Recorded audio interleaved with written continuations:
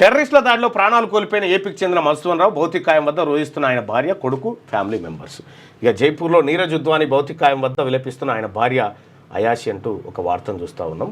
అయితే ఈ ఓవైపు ఈ యుద్ధ వాతావరణము, ఈ ఘర్షణ వాతావరణం ఉంటే నిన్నేం జరిగిందంటే రాజస్థాన్లో అనుకుంటా, రాజస్థాన్ ఆ బార్డర్లో ఓకే సీమాన్ ఏమంటారంటే బార్డర్ సెక్యూరిటీ ఫోర్స్కి సంబంధించి బార్డర్ సెక్యూరిటీ ఫోర్స్కి సంబంధించినటువంటి ఒక జవాన్ తీవ్రమైన ఎండ కొడుతుందని రైతులతో కలిసిపోయి షర్ట్ కింద కూర్చున్నాడు. ఓకే అది పాకిస్తాన్ అట.